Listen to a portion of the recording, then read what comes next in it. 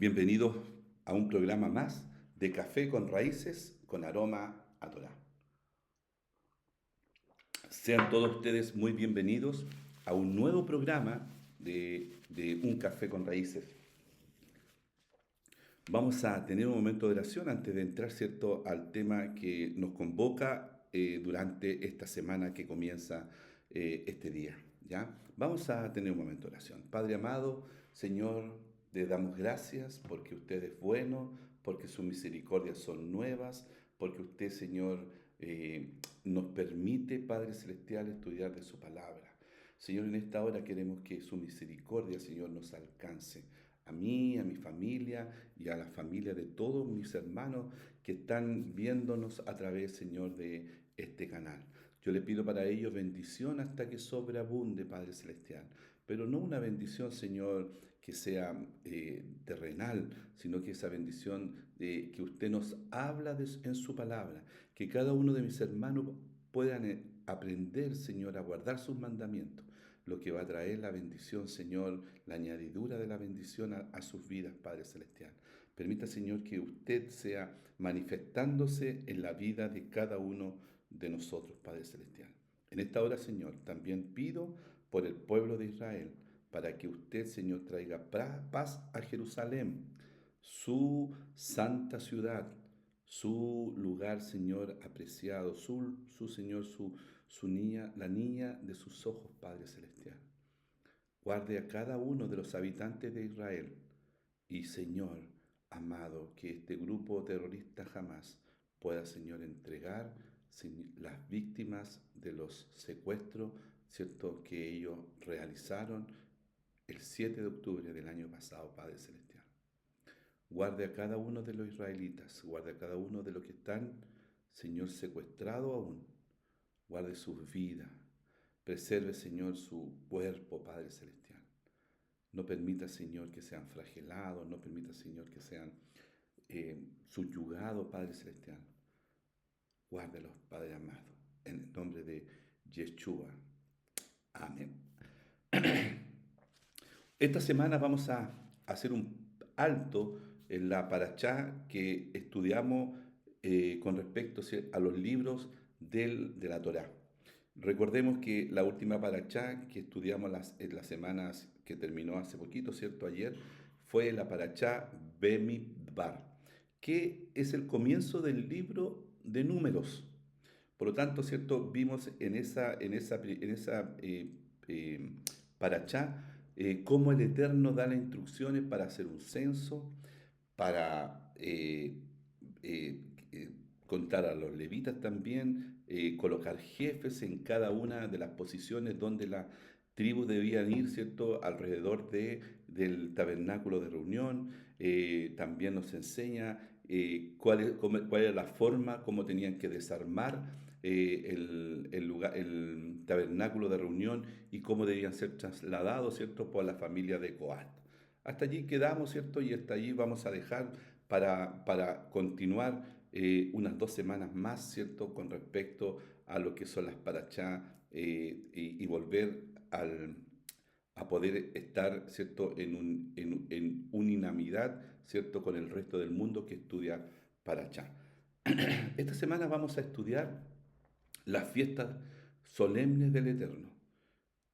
Vamos a profundizar, ¿cierto?, información y vamos a profundizar enseñanza que ustedes a lo mejor ya saben, pero que de alguna forma, ¿cierto?, siempre son buenas y buenos poder tener información y tener, ¿cierto?, palabra también adicional a lo que nosotros conocemos o lo que nosotros ya hemos aprendido, ¿ya?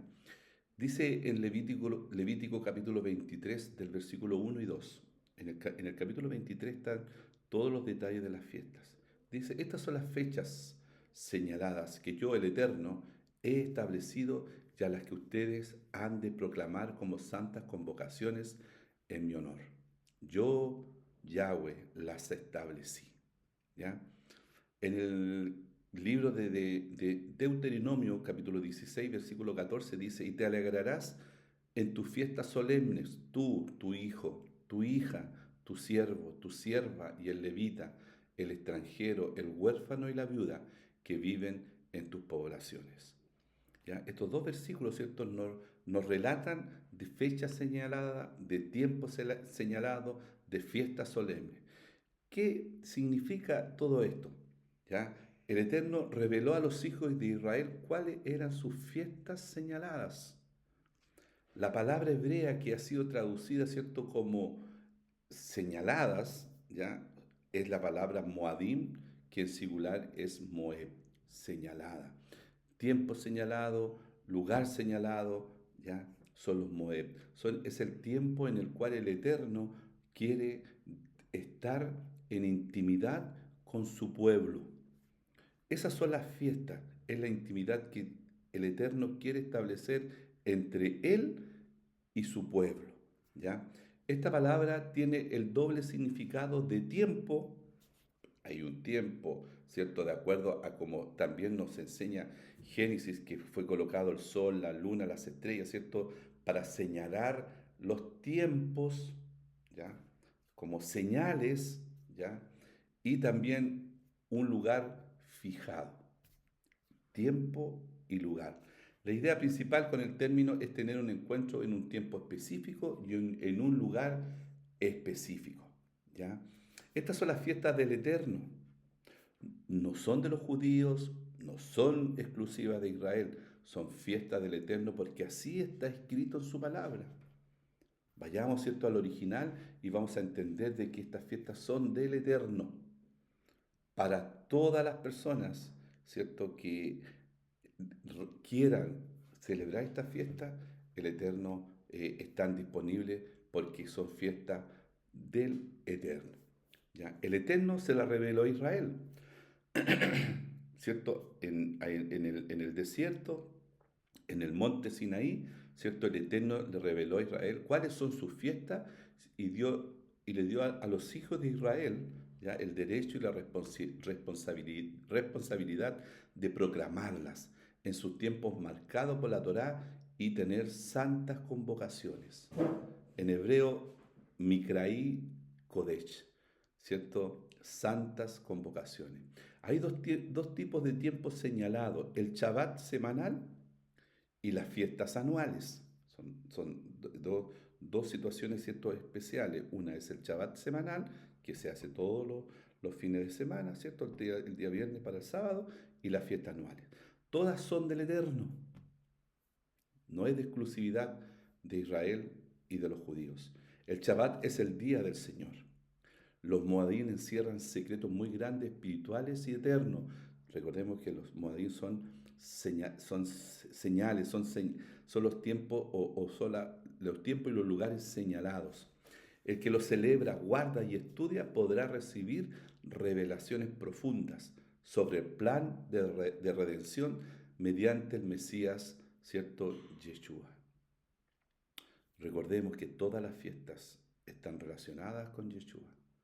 Todas las fiestas que vamos a aprender en esta semana están relacionadas y es para exaltar y para que el Mesías las cumpliera. ¿Ya? Recordemos que hay dos tiempos de fiestas. Una fiesta que son en la primavera, ¿cierto? Y otra fiesta que son en el otoño.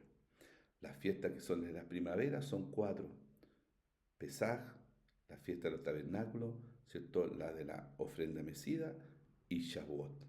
Y las fiestas que son en el otoño, ya, de Israel, son la fiesta de las trompetas, Yom Kippur, y la fiesta de los tabernáculos, ¿ya? Entonces es importante que estas fiestas, ¿cierto?, señaladas son del Eterno. Todos los que son del Eterno, judíos y no judíos, podrán celebrarlas. Los hijos de Israel tienen la autoridad para proclamarlas y los demás tendrán que respetar esa proclamación, ¿ya? Pero no es exclusiva de Israel. Como decíamos, ¿cierto? Acá pues vamos a, en esta primera parte, o en la primera lección, vamos a estudiar dos fiestas, el Shabbat y la fiesta de Pesaj. El Shabbat es la festividad más importante y cabeza de todas las festividades del Eterno. Lo podemos ver en Levítico 23 del 1 al 3. De todas las fechas, ¿cierto? O los tiempos señalados, ordenados por el Eterno, el Shabbat es la única fiesta mencionada y pronunciada por Él en los 10 mandamientos. En las 10, ¿cierto?, palabras que indicó el Eterno en el monte Sinaí, el Shabbat es la única fiesta mencionada y pronunciada por Él en esas 10 palabras que Él estableció. El Shabbat es el séptimo día de la semana. Comienza el viernes al caer el sol y concluye el sábado también a caer el sol. Honramos este día santo, apartado para Dios, de acuerdo al mandamiento. Podemos verlo, ¿cierto?, en Deuteronomio 5, 13 al 15. Damos la bienvenida al Shabbat cada viernes en la tarde en nuestros hogares alrededor de una mesa de Shabbat, en la cual generalmente, ¿cierto?, hay pan, hay vino, hay velas y algunas cosas, ¿cierto?, que hermosean el Shabbat, ¿ya? No es necesario que usted tenga todos, ¿cierto?, los elementos que lo hacen o que usted ha visto a lo mejor por internet y que lo hacen en Israel, ¿ya? Lo importante es que usted se reúna el viernes al terminar, ¿cierto?, al caer el sol con su familia y pueda buscar la presencia del Eterno, ¿ya? Cada sábado a la mañana, ¿cierto?, nos congregamos para un servicio sinagogal, ¿cierto?, o algún servicio que tenemos junto a alguna, ¿cierto?, alguna congregación o algún tipo, ¿cierto?, de grupo de hermanos. Y la enseñanza, ¿cierto?, de la porción semanal de la Torá. Y estudiamos la Torá y estudiamos la Parashá.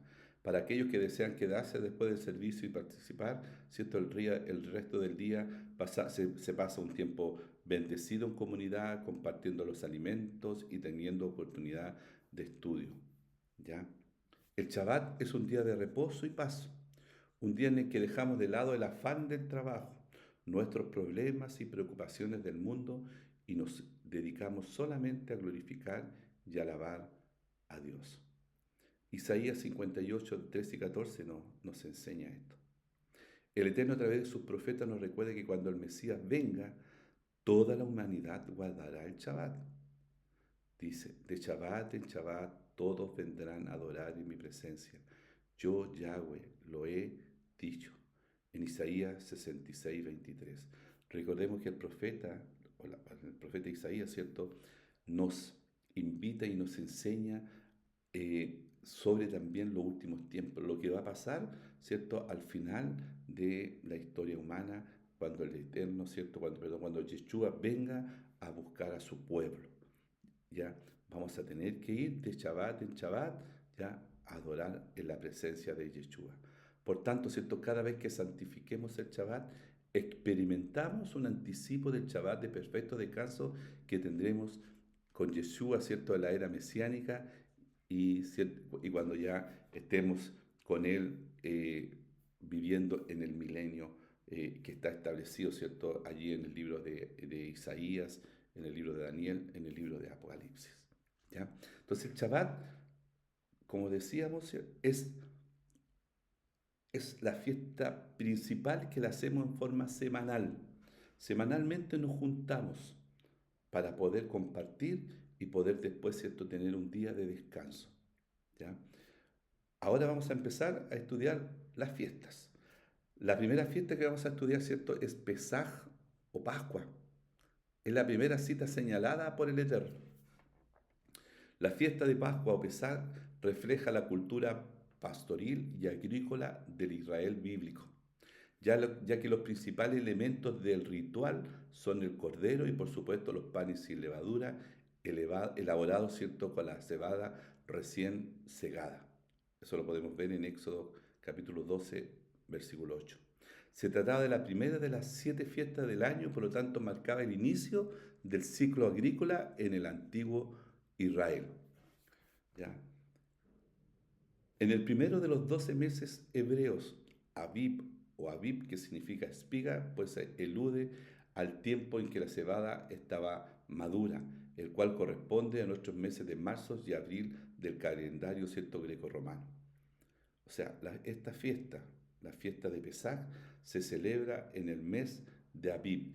¿Qué día? El día 14 de Abib, que corresponde, como decíamos, a los meses de marzo y abril.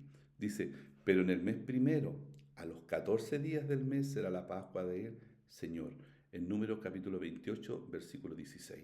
En el mes primero, el primer mes, ¿cierto?, en el calendario judío es el mes de Abib. Guarda el mes de Abib y celebra la Pascua del Señor tu Dios, porque en el mes de Abib el Señor tu Dios te sacó de Egipto de noche. Lo podemos encontrar, ¿cierto?, en Deuteronomio capítulo 16, versículo 1. Este mes os será principio de los meses, para vosotros será este el primero en los meses del año. En Éxodo capítulo 12, versículo 12, perdón, 2. ¿Ya? Es una conmemoración. La Pascua inicial se celebró unas horas antes de que el pueblo elegido, ¿cierto?, saliera de Egipto.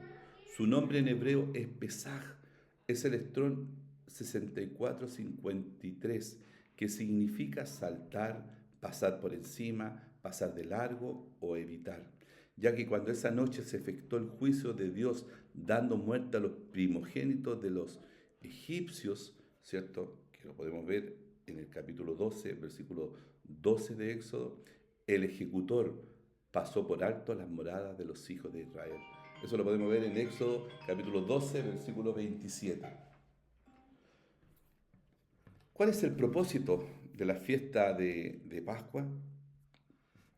El propósito de la fiesta, ¿cierto?, de Pesaj o la fiesta de Pascua, así como de todos los ceremoniales de la ley de Moisés, en la preservación de los estatutos perpetuos establecidos por Dios. Aquí es necesario prestar toda nuestra atención porque cuando el texto nos dice que en efecto la fiesta será un estatuto perpetuo, no se refiere al ritual, sino a su significado. ¿Ya?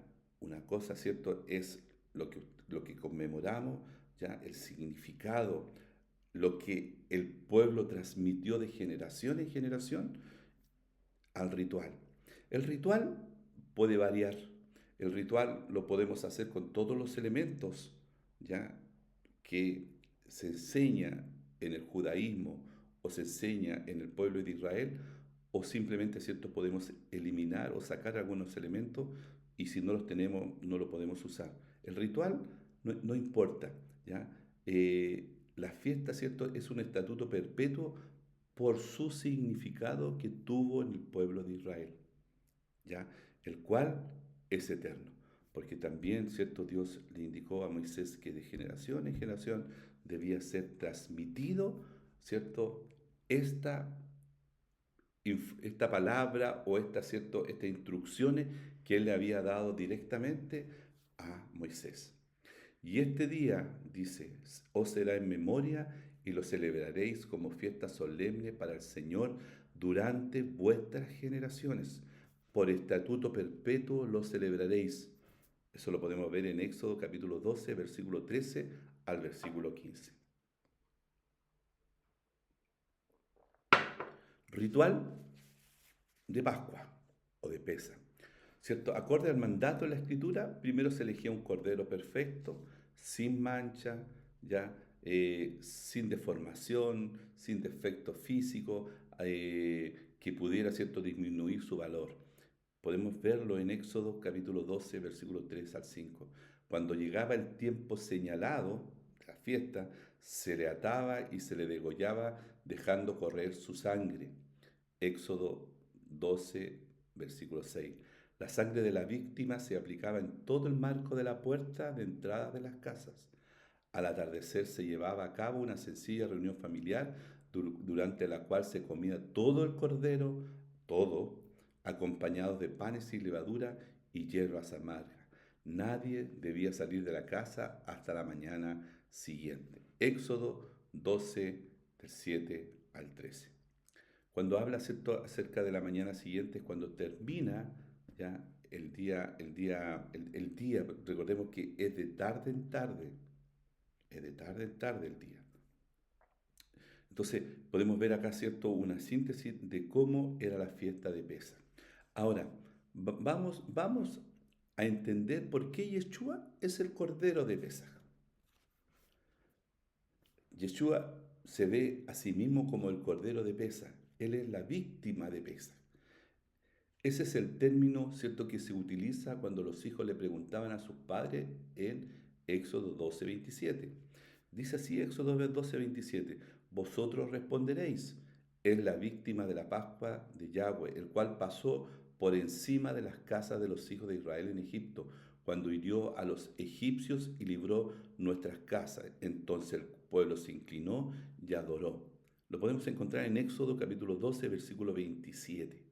¿Ya? Por lo tanto, ¿cierto? Es la víctima de Pesaj. Yeshua es la víctima de Pesaj, tal cual como fue, ¿cierto?, escrito en la palabra cuando los hijos, ¿cierto?, de los israelitas le preguntaran qué es lo que había pasado, qué es lo que pasaba con el Cordero.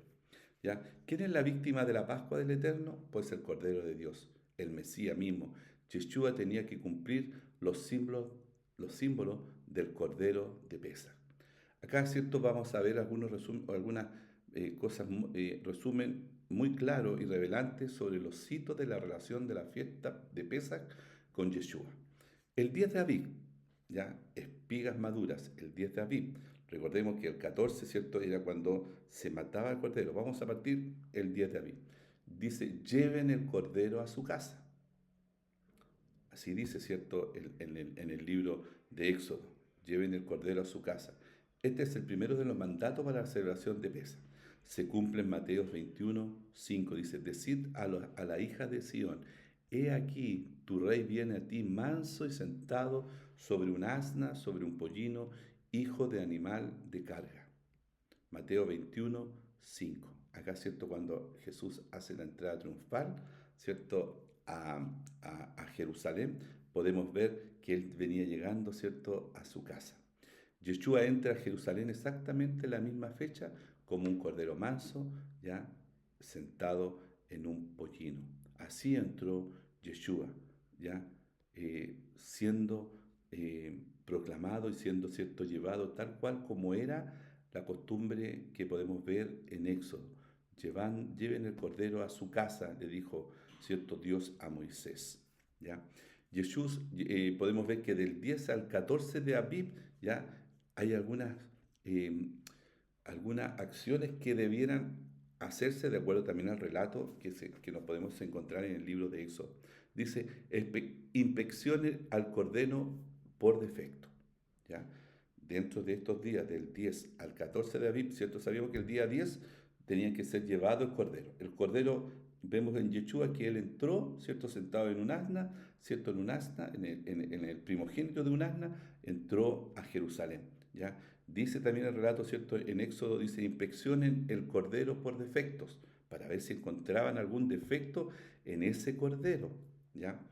En Mateo 22:35 dice, y uno de ellos, intérprete de la ley, preguntó por tentarle diciendo, ya sucedió exactamente lo mismo en los días de Yeshua, cuando están tratando de encontrar alguna falla, la más mínima, algún defecto para invalidarlo y que no pudiera ser apto para el sacrificio.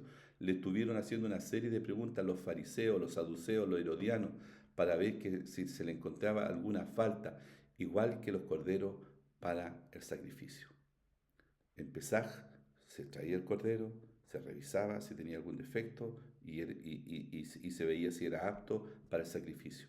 Yeshua entró en un pollino, ¿cierto? Y fue revisado por los fariseos, por los saduceos, por los herodianos de ese tiempo.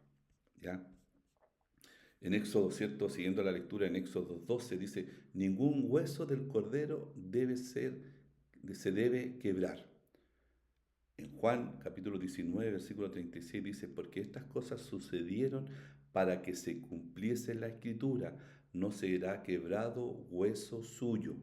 Juan capítulo 19, versículo 36. Como testimonio, a Yeshua no le quebraron las piernas, solamente a los ladrones junto a él, porque él ya había entregado su espíritu. Y estas cosas sucedieron para que se cumpliera la escritura. Aún con este elemento más, Yeshua cumple con el sacrificio del Cordero. ¿Ya? En Éxodo capítulo 12 también dice, deben comer la carne del Cordero. Se cumple en Juan 6:53. Jesús le dijo, de cierto os digo, si no coméis la carne del Hijo del Hombre y bebéis su sangre, no tenéis vida en nosotros. ¿Ya? Esto era cierto cuando Yeshua estaba con sus discípulos. ¿Ya? Entonces, Él nos invita a que podamos, ¿cierto?, participar con Él de su sacrificio. ¿Ya? Tal cual, ¿cierto?, lo hizo el pueblo de Israel con el cordero. Ellos comieron ese cordero.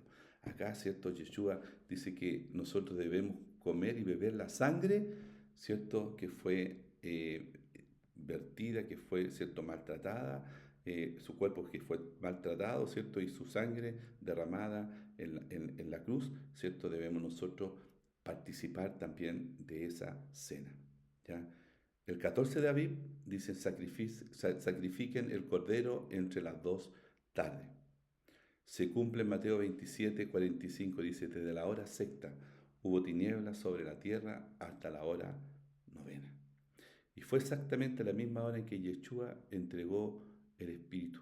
Dentro del cómputo del horario de los romanos dice que desde la hora sexta hasta la hora novena hubo tinieblas sobre toda la tierra. Así que en ese momento mismo que los corderos estaban siendo sacrificados en el templo, Yeshua estaba siendo sacrificado también en el madero. Por eso el Mesías es el supremo cumplimiento del Cordero Pascual.